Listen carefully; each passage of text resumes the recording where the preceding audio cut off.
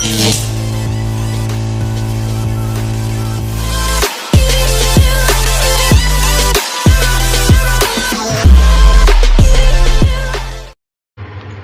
guys, perkenalkan nama saya Rapianda dengan NIM 2210417741. Di sini saya akan membuat video tugas UTS Supply Chain Management yang diberikan oleh Pak Adi Mursalin SEMM. Yang pertama ada perbedaan dan persamaan antara logistik manajemen dan supply chain management.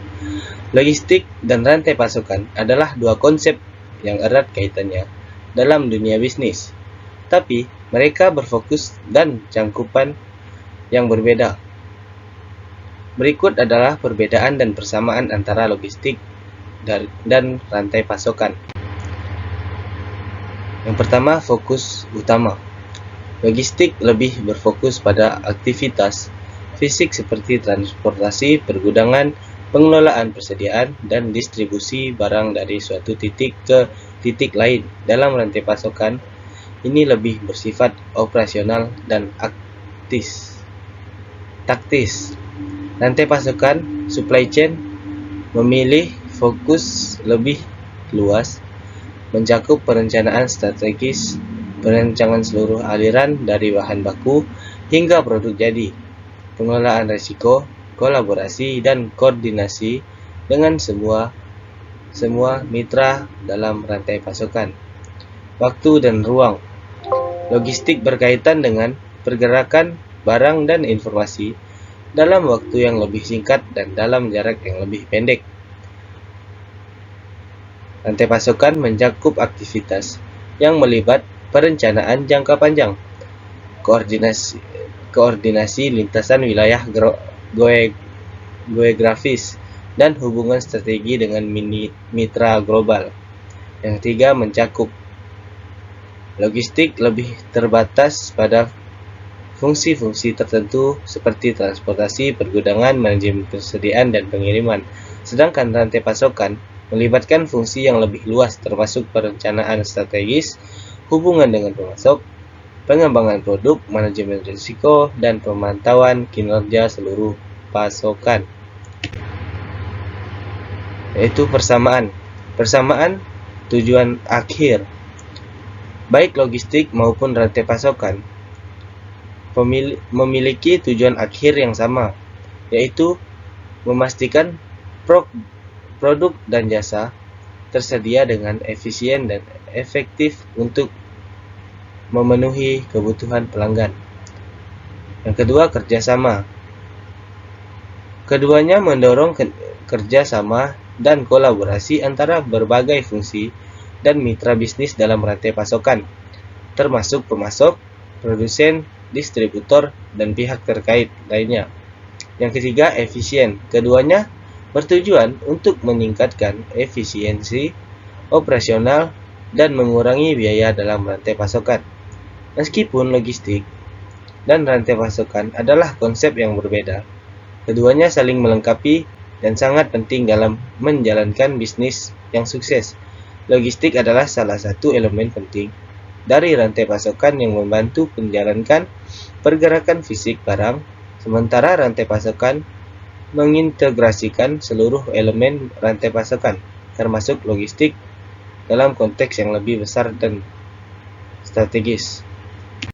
Selanjutnya, yang kedua, pengertian proses, tahapan, dan tujuan dalam bisnis dari supply chain management.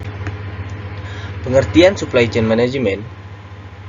Supply chain management merupakan kegiatan yang memanfaatkan teknologi informasi untuk mengelola semua proses yang terlibat dalam perbuatan produk, mulai dari pengolahan bahan mentah hingga sampai ke konsumen. Supply chain management atau manajemen pasokan ini fokus pada mata rantai pasokan dari hulu ke hilir untuk mencapai tingkat efisiensi dan efektivitas agar perusahaan bisa berjalan dengan baik secara optimal dan maksimal. Komponen supply chain management. Yang pertama, upstream, yang ketiga internal, yang ketiga downstream. Stakeholder supply chain management. Dari supplier menuju ke manufaktur, manufaktur menuju ke distributor, dan turun ke retail, dan lalu terakhir turun ke konsumen. Fungsi supply chain management. Yang pertama, pembiayaan fisik, mediasi distributor, pembiayaan non fisik. Tahapan dari supply chain management. Tahapan supply chain management ada 7. Yang pertama, pemesanan, perencanaan, pengadaan, produksi, inventory, pengiriman, yang terakhir retur. Tujuan dalam bisnis. Sistem informasi inventory. Yang pertama, sistem informasi inventory. Monitor perpindahan stok, optimasi tingkat stok, operational dashboard, maksimalkan inventory control. Yang kedua, fitur utama. Barcode management. Selanjutnya ada load and serial number tracking. Yang terakhir, inventory forecasting. Berikutnya ada sistem informasi pengadaan. Yang pertama, nomor 1, manfaat sistem informasi pengadaan. Sistem informasi pengadaan ada 4. Keterlacakan penuh. Yang kedua, manajemen backorder mudah. Yang ketiga, biaya prosuremen terkontrol.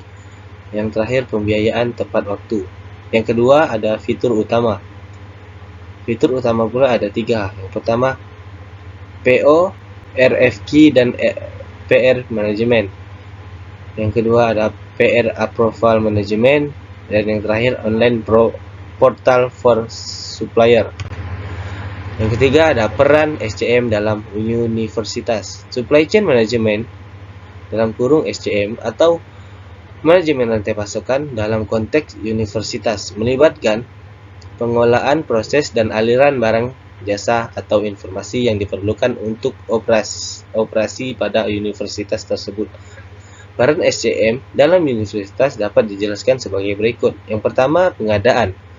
SCM dalam universitas mencakup pengadaan barang dan jasa yang diperlukan untuk menjalankan operasi sehari-hari, seperti pemberian buku teks, peralatan laboratorium, perangkat IT, dan sebagainya. Yang kedua, manajemen inventaris. Universitas memiliki inventaris yang perlu dikelola, seperti perpustakaan dengan koleksi buku, peralatan olahraga, dan perangkat komputer. SCM membantu dalam memantau dan mengelola inventaris ini agar tetap tersedia dan dapat digunakan oleh mahasiswa dan staf. Ketiga, logistik. Manajemen logistik dalam universitas melibatkan pengiriman dan distribusi barang ke sebagai departemen dan lokasi kampus. Ini memastikan bahwa barang-barang tersebut sampai tepat waktu dan di tempat yang diperlukan. Yang keempat, pengelolaan hubungan pemasok.